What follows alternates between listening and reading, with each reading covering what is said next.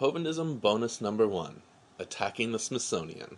Warning: if you are currently in possession of an irony and/or bullshit meter, we kindly ask that you disable such devices. The utter nonsense you are about to witness has been scientifically documented to cause such devices to explode. We will inform you when it is safe to return your equipment to full functionality. You have been warned. Advanced stone tools were found in a gold mine in California. They're digging in the middle of this mountain, digging a shaft back into a gravel pit under layers of lava supposed to be 55 million years old, and they find human tools in there. Professor Holmes of the Smithsonian was one of the most vocal critics of the California finds. He said, "Perhaps if Professor Whitney had fully appreciated the story of human evolution as it is understood today, he would have hesitated to announce the conclusions, notwithstanding the imposing array of testimony." Is he saying he shouldn't have announced this finding because it goes against the theory? Mr. Hovind is describing the Calaveras skull. This was actually a challenge to piece together since he so horribly butchered the narrative. On February 25, 1866, miners found a human skull 39 meters below the surface of the earth. The skull made its way into the hands of Dr. Josiah Whitney, then serving as the state geologist of California as well as a professor of geology. No tools were found. It's a skull. There's a difference between the two. Dr. Whitney was known for his fringe hypothesis that humans, mastodons, and elephants coexisted in California during the Pliocene, which is from 5.3 to 1.8 million years ago. He published this hypothesis a year before being given the skull without any supporting evidence whatsoever. Dr. Whitney then claimed the skull to be definitive proof of his hypothesis. This claim was immediately challenged. Is that what he's saying? Dr. N.H. Holmes actually stated that the site showed clear signs of intrusive material. Upon interviewing the miners, he encountered conflicting testimony regarding the find. Given this evidence, Holmes cautioned that the find was a fabrication. His conclusion was justified when several miners admitted to placing the skull from an Indian burial in the mine as a prank on other miners. That's exactly what he's saying.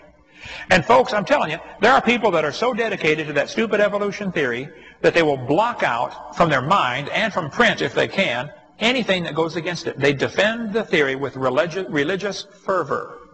Mr. Hovind's version of the account is derived from Michael Cremo's claims. Cremo, a Hindu creationist, claims that modern humans have existed far into ancient antiquity and are actually de-evolving away from unity with Brahman. Dr. Holmes was affiliated with the Smithsonian in the 1890s. He died decades before Mr. Cremo was born. Cremo has been selling his pseudoscience for over a decade. No one has silenced him, in the same way that no one silenced Dr. Whitney. Smithsonian is very responsible for doing a lot of this stuff of hiding evidence against evolution. It's so well hidden that only Far Out Adventures of the Best of World Explorer magazine, which also claims that Egyptians settled Arizona, can find it. In the 1950s, Thomas Lee from the National Museum of Canada found advanced stone tools in a gravel deposit. The problem was the gravel deposit had been dated at 65 to 125,000 years old, which is way too old for humans to be in Canada. Dr. Thomas Lee discovered Sheguiandah, or however you pronounce that, one of the earliest settlements in North America. Dr. Lee dated the site to 30,000 years ago, not 65 to 125,000 years ago. Dr. Lee's dating is controversial because it conflicts with subsequent studies of the site. So, the director of the museum was fired for refusing to fire the discoverer. Dr. Lee's mentor had a falling out with the museum director over a year after the discovery was published. When his mentor left the museum, Dr. Lee resigned out of loyalty. This is a common practice in academia. Tons of artifacts disappeared into storage bins. The discovery had to be killed. It would have forced the rewriting of almost every book in the business. Actually, numerous museums throughout Canada have Sheguiandah, or however you say that, exhibits, which is the poorest way to conduct a cover-up ever. The real controversy surrounding the site is whether it is a pre-Clovis or Paleo-Indian settlement. If it's pre-Clovis, it's the earliest human settlement in North America. If it's Paleo-Indian, it's just an early settlement. So why bother with this nonsense and risk destroying your valuable irony and bullshit meters? Well, a YouTube user attached this conspiracy theory to our satirical video regarding Mr. Hovind.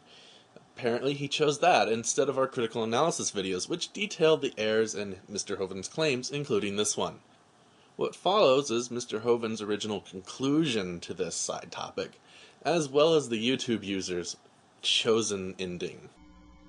We can't have you find something that goes against our theory because all of the books we've printed talk about how wonderful the theory is, and now you're going to make us rewrite all these books, so you're fired.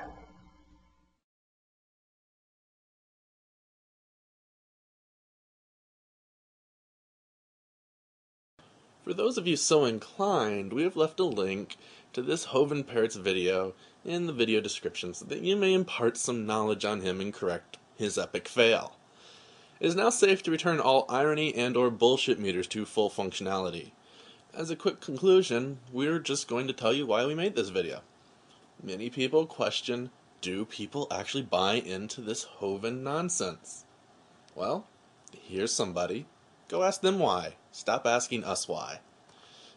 Fancy references, the scourge of all creationism.